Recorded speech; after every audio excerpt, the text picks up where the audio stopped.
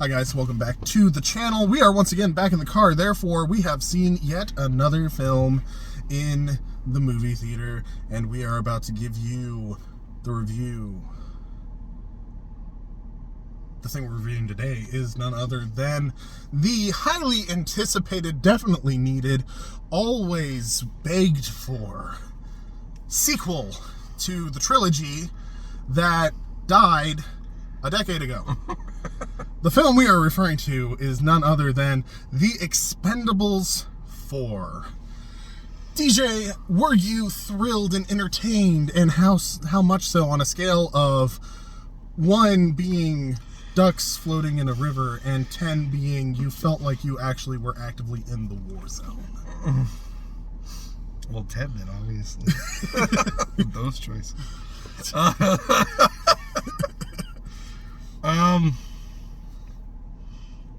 This one's hard. I haven't seen the other 3, so I'm seeing this one as a single standalone film. Which is not the way to watch the film like this. Well, I wasn't lost. Like, I understood. I didn't have to know. It explains a lot, but at the same time, there is a lot that you're missing in those. I'm probably missing, like, callbacks to, like, some of the old films and stuff. Yep. But I enjoyed the film not knowing anything about the other ones. Like, I didn't have any questions about any of the characters. I was very easy able to pick up who was who. Like, okay, those two have worked. They've all worked together before, obviously. Right. But there's plenty of films. Red. This is like watching Red, where you have all these people that used to work together, but you never saw them work together. It's just them after the fact. So it didn't feel jarring to me at all. They do a really good job of kind of showing their relationships to each other, even without having seen them in action. Like, I was able to buy their bonds. That's fair. So I don't feel like missing the other ones. I probably missed inside jokes or inside stuff, maybe, but I found it really entertaining in despite of it, and I didn't really feel lost or left out of the film. Okay, so which is actually pretty impressive for a film that is a sequel to their films.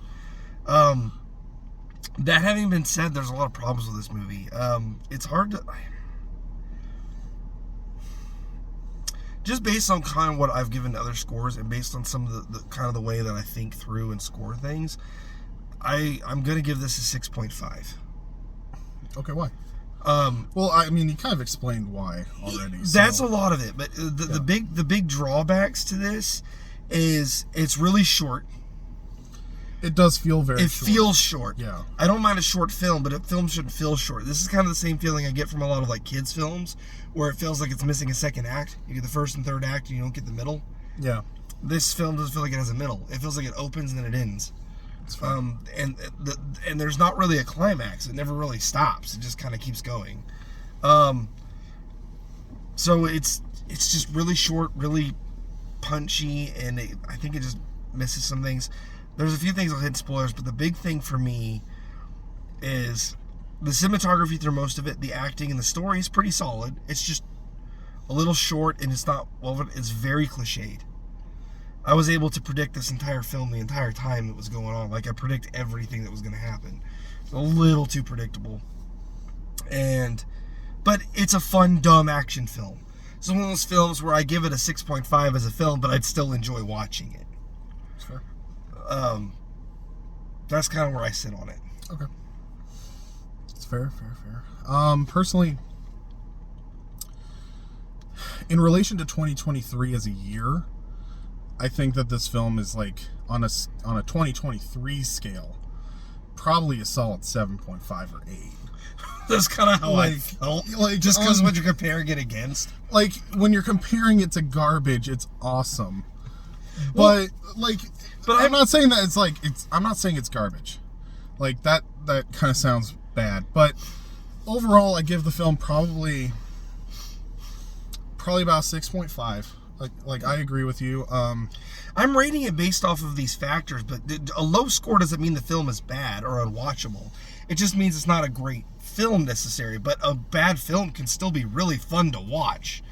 Like, well, I had a lot of fun watching this movie. Well, most of the times the way that I rate my 1 to 10s is, like, 1 is just, like, I walked out of the theater. Yeah. 2, I finished it, but I hated it. 5 is I really feel, like, indifferent about it. So that's why a lot of films got like 5s and stuff like that, is because I'm like indifferent about it. It wasn't like awful, horrible. I hated it. Like, 5 is literally just like, I'm entirely neutral about this film. If it goes above a 5, then I feel that it was at least kind of enjoyable. 7.5 is like, I probably would watch it again. 8 is I would buy it. 9 is it was a great film. 10 is it's the absolutely perfect film. That's kind of how I go about it. So a 6.5 is not like it's an awful movie. It's just, I enjoyed it, but I don't think I'll watch it again. I enjoyed it in spite of itself. That's the other thing too. See, the thing is that the issues I had with this film are, well, I'll get like really into it in spoilers, but the main thing I have to say is just the visuals are garbage. It was just another film of bad effects. Yeah. And like you really see it at the end of the film, but it's throughout that movie. It was throughout. A lot of the explosions feel cheap. Everything and feels fake. cheap. A lot of lot of the beginning, the opening felt It was up bad. to the middle. There were some moments in there where it was like flashy, but nothing felt realistic or like anyone was in real danger. It always felt fake. It feels really, really fake. That's a good way to put it. Yeah, like, and it's an issue throughout the entire film. Even the beginning scene, like, I just saw, like, the first half of the Expendables 3 yesterday, just trying to catch up and remember where everything was at. And the beginning of Expendables 3 compared to the beginning of Expendables 4, Expendables 4 is, like, the CGI is so apparent. It is so out in your face that it's bad. Whereas Expendables 3, it kind of still felt like just a typical classic action film. And it had a lot more practical sets and effects and things like that. This film suffers a lot from effects and overuse and saturation of CGI. I think that I'll probably end up drifting into spoilers if we continue, so let's do it. Overall, this film is fun. It's not a terrible film. If you like the Expendables 1, 2, and 3, you will have a lot of fun in Expendables 4. It isn't as great as the first 3, but it is entertaining. It is quick-paced, and it is worth a watch if you're a fan of these kind of films. It feels like an 80s action film. It is. It's a stereotypical 80s action film. So if you like that stuff, you're going to enjoy this film. If you don't go to the movie theater, you're not necessarily going to be missing out on a bunch, but support this film if you like these kind of films. That's all I have to say about that. So with that, spoilers. I can't believe that Sylvester Stallone returns at the very end of the film after punching out Carl Weathers, the mysterious bad guy who's been behind it the entire time, and going, "That one's for Adrian."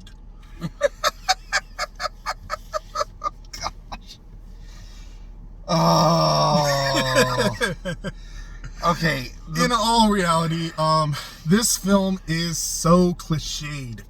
The entire film feels overly predictable. It is really, really oddly cast. It has a lot of very cheesy, very bad dialogue. Not even like a fun, cheesy way. It's just bad dialogue. And the bad guy's an idiot. The bad guy's his moron. plot is stupid. But it's so see-through. Oh my gosh. And then he goes down like a chump. That was actually kind of hilarious. It was hilarious, but at the same time, it's like all of the bad guys, all the big bads went down like so easily. Like if you really think about it. Oh yeah. This film, like, I give it credit because it is so quick-paced. Expendables 1, 2, and 3 have this issue where they're very, very slow burning at the beginning, and then it just ramps up at the end, and then the endings are just epic and awesome. This film really was like action piece, and it moves all the way down the line. Yeah, that was the good part. I wanted more of it. That was the problem. Yeah, I wanted more of it. So when the climax finally hits, you're just like, it didn't slow down, and you're sitting there just like, I need it to speed up again just a little bit longer so that it can properly slow down, because this film, the ending just hits you like in your face. That's the end. It stops really suddenly, and after watching Mission Impossible, which is a part 1. Yeah. Just in that one film, there's like I think 12 different set pieces they go through. Yeah. In that one film, and it's a part 1, and never felt too long. Like, it was always intriguing. This one has 2 set pieces. Yeah, there's really only 2. There's only 2, areas. and it feels like it's meant to be. It's that 3-act play. The first one, they get knocked down a little bit. The second one, they kind of get ahead, but there's a twist, and then there's the third big final battle. There is no big third final battle. There's the act 1 where they fail the mission, and the act 2 where they succeed, and that's it. Yeah. I felt like I thought the boat was gonna be the second act, and there would be something. Yeah, like it would lead to an island. Yeah, it would lead somewhere. Like when they got caught. Yeah. And then I was like, oh, the nuke. I thought like maybe the nuke was actually going to go off. Like they were going to be able to escape, but the nuke was going to go off, and there was going to be like a ramp up or something. Yeah. But no, it just ends like unceremoniously, and it just feels cheap. And I don't know. I didn't like that. I didn't like how cheap the bad guys, how cheap they went down. Like, yeah. And here's the thing that really kind of sucks. Expendables 3 had a great villain. It had Mel Gibson played a former expendable who decided to go after the money instead of the morals, kind of thing. Right. And so he is the main antagonist of the third film, and he leads them through the entire film. And he's always like a step ahead of them, it seems. It's a very, very good, very fun film. This one is like, they have this mysterious bad guy, and then I actually felt really stupid having not figured it out. Being a fan of like mysteries and stuff like that, I felt really stupid when they revealed the bad guy, and I was just like, well, duh. I was hoping it would be smarter. Well, that's what I'm saying. I don't think it was a dumb lot for that. You're not expecting them to go that easy. Yeah. I haven't seen any of them or anything, so I immediately I was like, oh, he's the bad guy. Like, yeah. I just picked it up so you could see all the foreshadowing. Like, the minute Marsh, the CIA, ex-CIA guy, like, comes in, and he's like, you're giving the mission, I was like, he's the bad guy. It's like, it was like, also, I was like, it's him. And then, and the next scene, it's like, it's literally him. He's giving them the intel, and they're always a step ahead of him. It's him. And he insists he's going. Yes, and he insists to go. And I'm like, he's up, and he's there, like, all armed with the rest of them. He's like the old office guy. I was like, no, he's the bad guy. And then when they can't take him first, and then take him up to the place, I'm like, this is literally a ruse. He's in charge. Yeah. Like, it was so easy to read. And then when he goes out in the reveal, I'm like, it's not even like you're even second guessing yourself. When it was revealed, it was so unsurprising, I felt nothing. That's how obvious it was. It was like, oh, he's the bad guy. Who knew? And then, and the Sylvester Stallone reveal, like when he dies in the plane, I'm like, he's not dead. This is a red herring. Like, I've seen this before. And literally, it wasn't. And I was like, every time I was right, I was like, this movie is doing all the tropey things, but the action and like when they're fighting and they're doing their thing, it's choreography's great. The choreography's amazing, and the cinematography, the angles, the shots they take are really good. The special effects drag a bit, like you said, like when grenades are going off, they look fake. The explosions look fake. There's a few practical effects, like in the beginning chase, there's some cars that blow up and they're using practical effects, but you can tell they're doing like really, really close shots. That's the only time the cinematography is bad. There's really close or angled shots to hide the fakeness of the explosions, or the fact that these explosions aren't happening on the set. Actually, the majority of that first chase scene was CGI. A lot of it was, yes. Yeah, them and the guns and stuff were. There was a couple practical explosions when they did there's one where one of the cars explodes and it flies out. That was a practical effect, but it actually looks jarring because it's a practical effect in a weird. That one's practical. Why are them in the cars not practical? Yeah, it's weird, the choices that they made. And here's the thing: is it's just like, it's not necessarily like Barnstorm bad, like the Flash bad. Like it's not gooey people. It is at the very end. Well, yeah. So the green screen at the end of the film is awful. So bad. So, and I was like, oh my god. Now in like older like 80s and 90s films, or if they had shot the entire film that way, you get used to it, and the Uncanny Valley is not as bad. But it's literally like the whole film they're doing like a little CGI mixed with practical effects, and at the very end it's just raw CGI on a green screen. Like, and it's basically like the end of the film was like the prequel trilogy of Star Wars, without the rest of the movie being that way, so you don't get used to it. It's jarring as all get out. It's not even as good as the prequels. No. So the way the visuals, if I'm going to give it a comparison, it's Spy Kids level of CGI. Yes. Like, it's not even like major motion picture. No, it's kids action film. Specifically CGI. Spy Kids 3. Exactly. That's exactly what I told Pat. It is Spy Kids 3 special effects.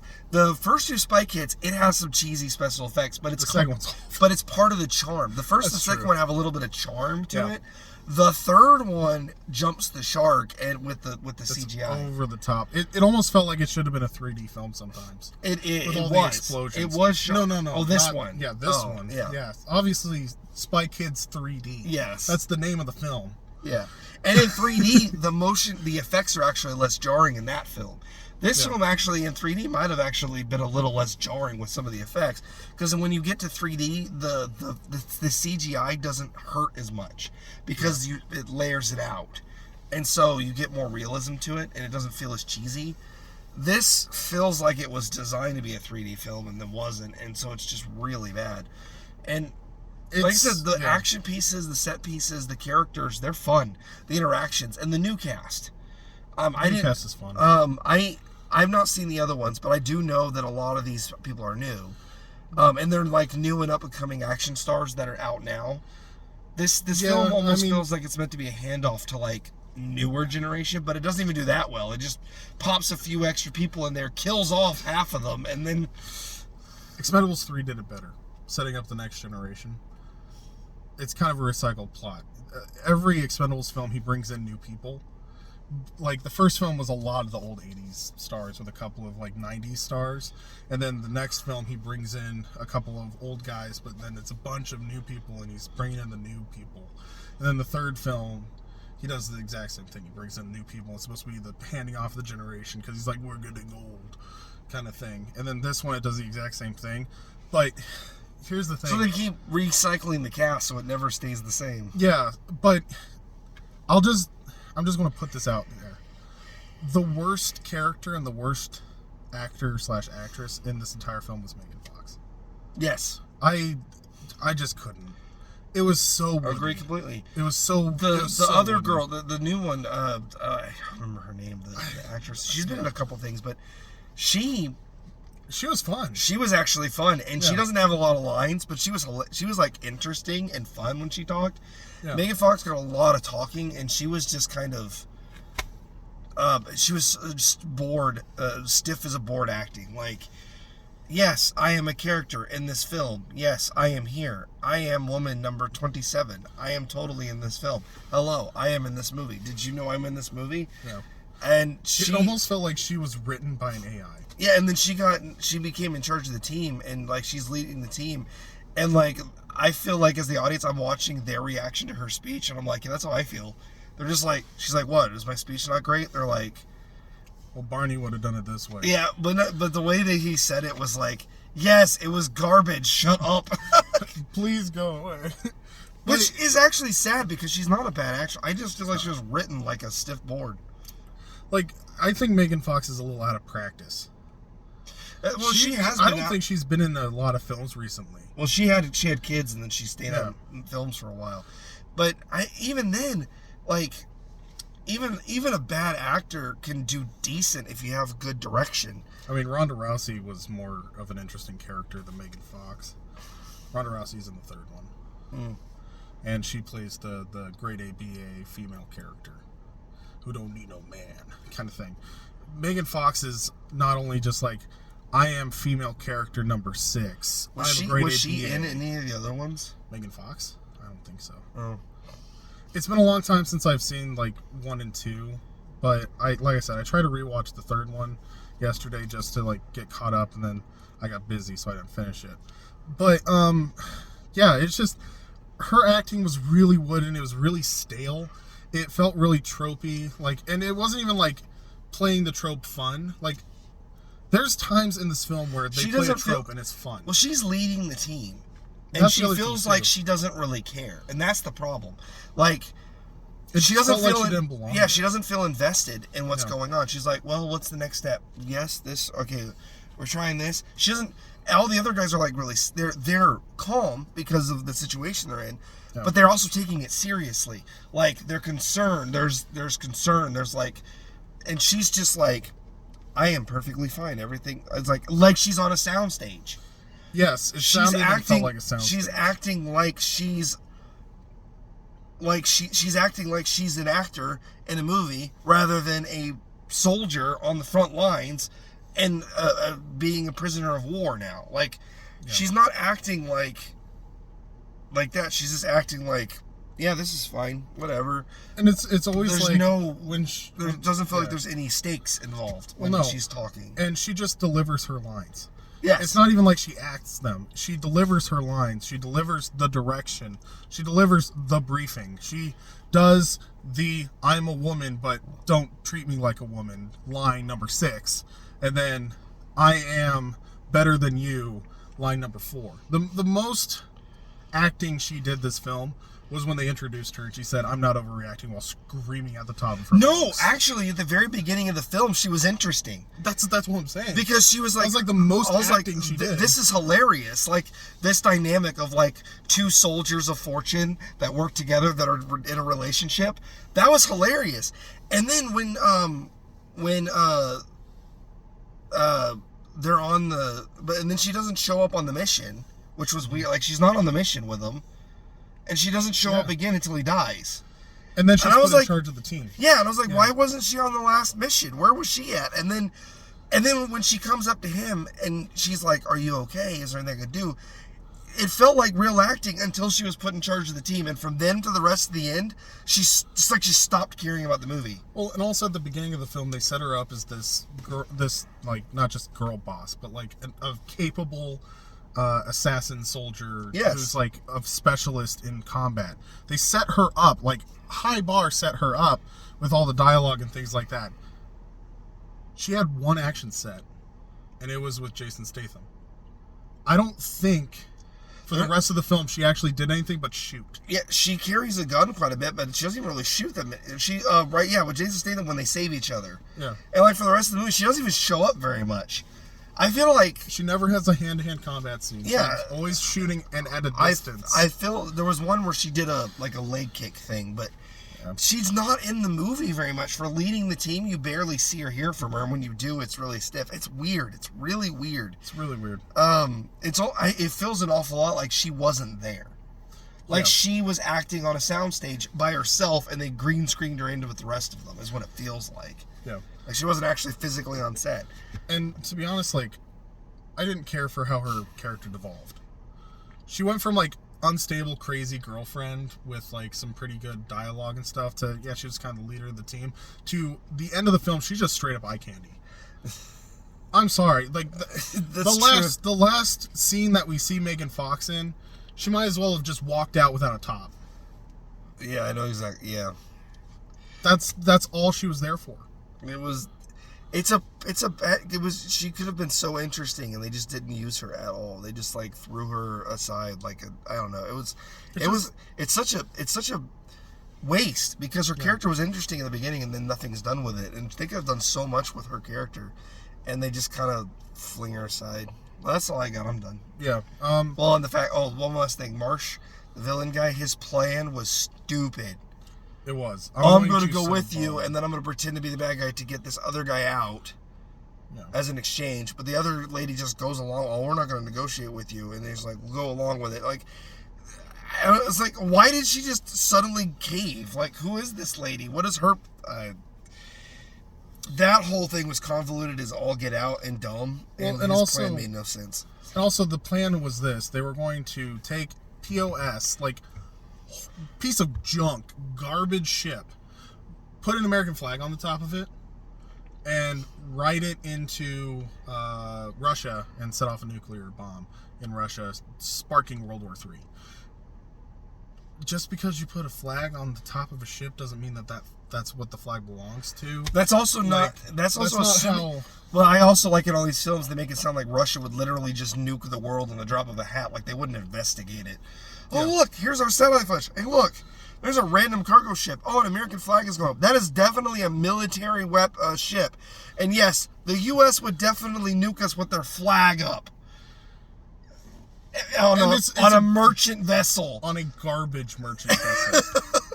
I feel like that's supposed to be a. If I was in charge, like if I were Putin, I'd look at that and be like, that wasn't the Americans. That is obviously some people trying to start stuff. I then called the president, Mr. President, some jackholes just like freaking tried to start a war. Let's go find them. Joint operation and take them down. Like pretty much immediately. Like that's exactly how that would have gone. Like the Sum of All Fears did it better. The Sum of All Fears, they took it. They nuked a civilian target, and then escalated on their side too. They had people inside Russia and America, and got them both sides escalating back and forth so quickly that the countries lost track of what was going on. Yeah. So it forced them into war. This is literally like a red herring with a dead man's gambit. Like, hey, here's a bomb. We're definitely gonna start a war. Oh, that didn't work. Oh crap, they're coming for us. I feel like even if it had worked, like nobody would have bought it. Yeah. I'm done.